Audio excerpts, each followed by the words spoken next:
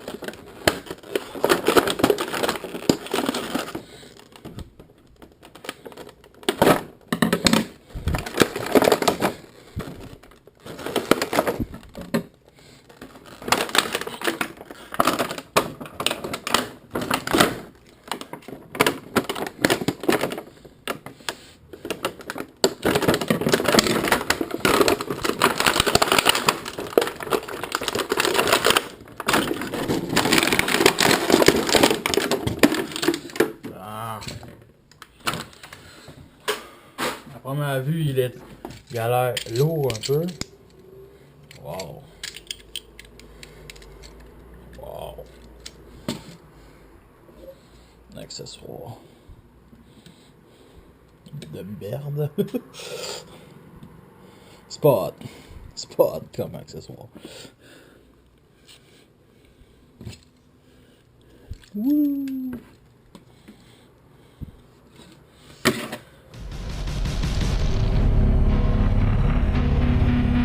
Bienvenue dans cette nouvelle revue de moi-même Jetfire. Cette fois-ci, Shockwave Beast Hunter Prime Voyager Class. Une figurine que j'ai achetée au coût de 10$ avec ben des rabais. Premièrement, je vous dis tout de suite, ces caoutchoucs-là, c'est un plus pour la figurine. Ça va aller direct dans les boîtes d'accessoires puis ça va rester là. OK? Ça complète un petit peu bien la figurine, on peut dire, compléter. Ça donne un certain look beast. Shockwave, ça lui donne un look avec un œil puis deux petits yeux ici. Bon, rouge, j'aurais peut-être mieux pris une couleur plus différente. Ce qu'on remarque tout de suite, c'est que c'est un tank cybertronien, un H-Tank. Les H-Tanks sont les tanks du futur humain. OK? C'est beau, c'est cute, c'est en forme de H majuscule. Et honnêtement, j'adore ça. Mais celui-là est un peu botché à fond parce que c'est carrément une figurine pliée, dépliée. Mode cybertronien qui ressemble un peu à rien. Je veux dire, ils l'ont pas. Je dirais que dans la série, il est vraiment bien fait. Là-dessus, ils ont essayé de faire quelque chose de beau. Est-ce qu'ils ont réussi? Oui, puis non, ok? Je trouve que il manque quelques accessoires, je sais pas, j'aurais aimé ça que la tourelle bouge. J'aurais aimé ça quelque chose comme plus complète, plus de pièces. Parce que c'est carrément... Il n'y a pas de pièces de trop là-dessus. Mais ils ont essayé de faire quelque chose de bien simple, bien plus simple. La transformation, je dirais pas qu'elle est géniale. Je dirais juste qu'elle est quand même correcte. Bon, comparé avec d'autres modes cybertroniens, un autre H-Tank et Shockwave du film, lequel que je préfère, sérieusement, c'est bien dur à trouver. Ils ont tous leurs qualités, leurs défauts. Shockwave, dans celui du film, on le voit pas en mode alternatif, fait que c'est un peu annulé. Mais ça reste quand même un beau véhicule. Ce Shockwave-là, lui, il est quand même beau, mode cybertronien. Un canon ressemble beaucoup plus au G1, je trouve. Et Shockwave, qui est un Ford Changer Animated, qui est quand même beau, on va dire. Mais bon, c'est à peu près ça. Côté détail, à part les griffes, tout ça, une belle couleur, un beau violet, une belle couleur grise foncée ici, du gris plastique ici, cette pièce-là. Ça, c'est la gimmick principale, ok? Et je trouve l'idée quand même très bonne. On a des heures de plaisir à peser sur ce piton-là.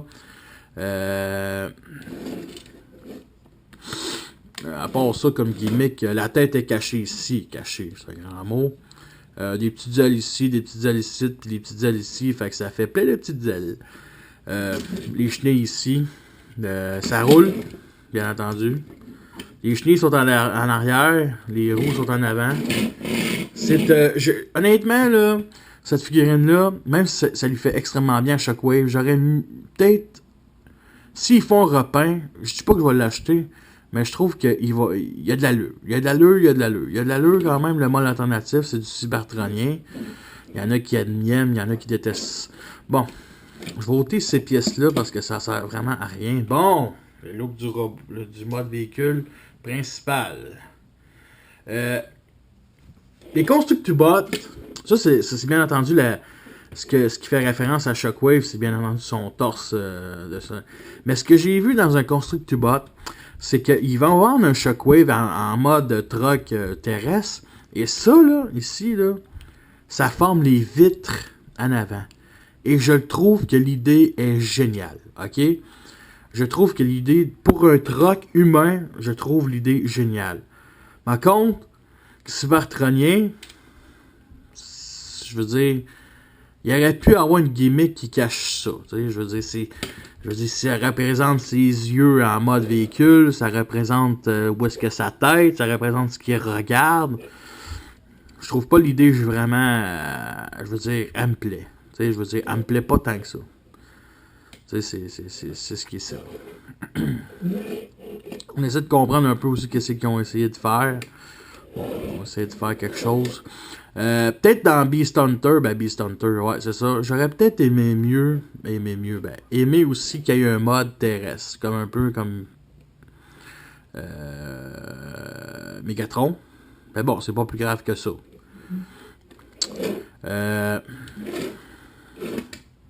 Comme je vous ai dit, définition de couleur. Il y a un détail aussi important, ok? Un de ses bras, c'est le canon, puis un de ses bras, il est en dessous. Fait que c'est vraiment... c'est ça ce qui cache le véhicule. Vu de côté, j'aurais aimé ça que cette pièce-là, moi, elle me dérange pas. Ce qui me dérange, c'est la main. La main aurait pu se replier. Je sais même pas si on peut la faire. Se replier, même pas. Avoir une articulation à la main, là, puis vraiment qu'elle se replie pour qu'on la voit pas, ok? Ça aurait été déjà un petit peu plus... Mais, tu sais, comment je pourrais dire, ils se sont pas trop forcés, là, tu sais, ils ont mis des chenilles, ils ont fait quelque chose, tu sais, je veux dire, le plus important, la Shockwave, c'était son mode robot. Puis, honnêtement, là, son mode robot, il est tellement beau. Bon, je pense que c'est à peu près ça. On va commencer la transformation, puis elle est extrêmement simple. Premièrement, on déclipse ici, ça comme ça. Et je vais commencer tout de suite, comme d'habitude, la transformation des jambes, ok? Les jambes, c'est bien simple. C'est toute une histoire de repliage comme ça.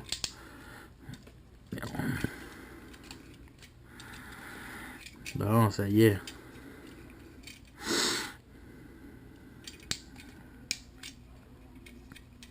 Bon, comme ça. On tourne 90 degrés vers nous autres. Et les roues... Ça, j'adore cette gimmick. On fait juste glisser. Wow. Comme ça, pour former les pieds. Ah, comme ça. Bon, c'est déjà un bon début. Le reste, c'est bien simple. Cette pièce-là, on la déclipse. On la met comme ça. On la sort un peu plus vers l'avant. Et cette pièce-là, ces deux pièces-là, on les met au milieu. On rabat le torse comme ça. On tourne la tête.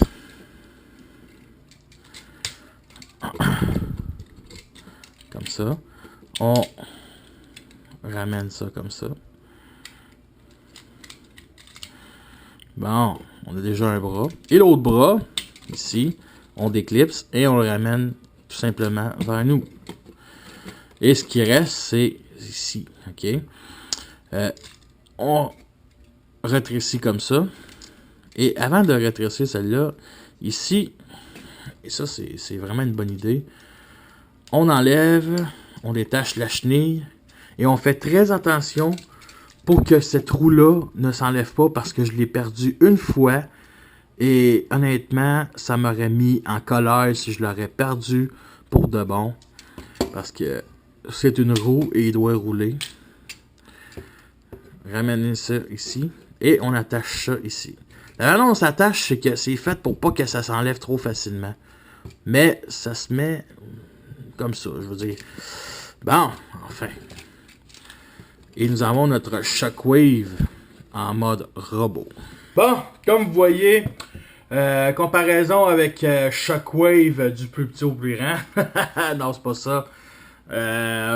Pour un Beast Hunter, ce Shockwave-là est vraiment plus gros que les autres Voyagers qui sont plus petits. Honnêtement, côté robot, celui qui me plaît plus, c'est bien entendu le Beast Hunter, plus G1. Regardez sa tête, comment elle est magnifique. Une très belle tête. Vraiment très jolie. Avec son œil, tout ça. Très, très, très grosse aussi. Son torse, très G1. Quand même beaucoup de détails. Bon, il y a ça ici qu'il faut peut-être remettre à sa place. On peut lui faire quand même une belle prise. Une belle passe. Wow. Ouais, comme ça à peu près. Là. Non, c'est quand même pas pire. Vraiment, là, pour un beau jouet, là. Vu de derrière, ça paraît peut-être gros, mais moi, ça me plaît. Ça me plaît, là. Ça tient nulle part, par contre, là. Mais c'est correct. Tu sais, je veux dire, ça aurait pu être mieux, ça aurait pu être pire. Ça lui donne... Parce que si on enlève ça, ça lui donne un dos pas musclé. En faisant ça, ça donne un dos musclé. Ça paraît peut-être un peu trop ici, comme ça. OK. Son canon, bien entendu, sa gimmick continue pareil. Très intéressante. Ici, des petits points violets, roses et roses. On en remarque aussi le petit argenté ici, ses pieds. Pour un Hasbro, là, très belle couleur. Ouais. Un bras quand même assez musclé. On peut mettre quelque chose ici, une arme. On peut tenir aussi une arme. Les détails aussi sur la main est quand même très impressionnant. Ils l'ont vraiment réussi. Tant qu'à moi. Bon. Côté articulation, c'est assez bien simple. Il est limité, il peut tourner, on va dire 360 degrés, mais avec ça, la chenille ici, ça donne un look limité. Articulation ici comme ça. Vers l'arrière surtout, mais ça c'est une pièce de transformation. Bon, il y a ça. On peut pas considérer ça comme une articulation. Comme ça ici. On peut lever ça. Ici, c'est pas vraiment une articulation, mais les épaules sont... peut être comme ça. Articulation au bras. Juste en avant. 360 degrés. Et le bras peut tourner comme ça. Et il est sur un bas joint. Bon, je vais te montrer la tête qui peut tourner 360 degrés. Au bassin ici, c'est pas mal articulé. Ici, un pliage ici aussi comme ça. 360 degrés le genou, pièce de transformation. Absolument rien sur les pieds. Ouais. Les fameuses affaires caoutchoutées. Ça se met comme le mode véhicule ici. Bon, vous voyez les petits trous comme ça. Bon, ça se met comme ça. Bon, c'est un peu laid. Ça lui va mieux en mode véhicule. Et les pattes, tellement... Il n'y a vraiment pas d'endroit à les mettre, vraiment plus que ça.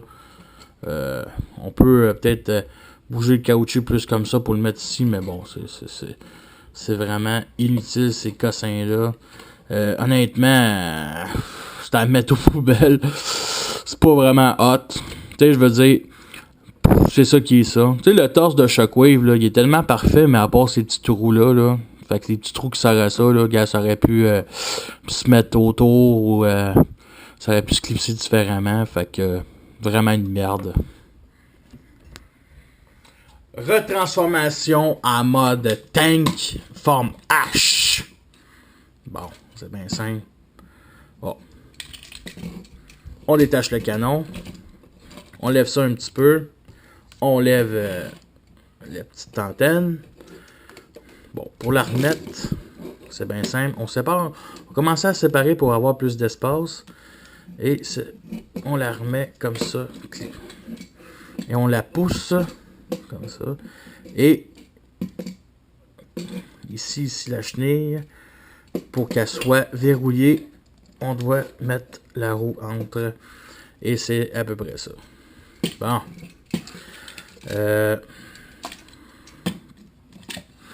On détache le torse, comme ça. On bouge la tête 180 degrés vers l'arrière. Ces pièces-là ici, on les remet comme ça.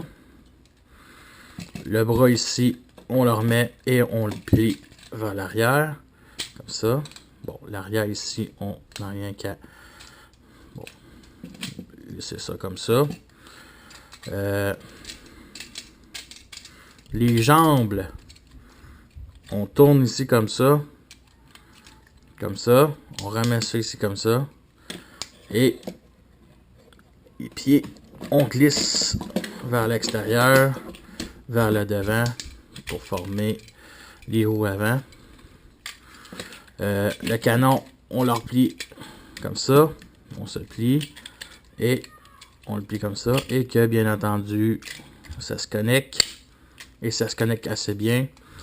Bon, pour les jambes.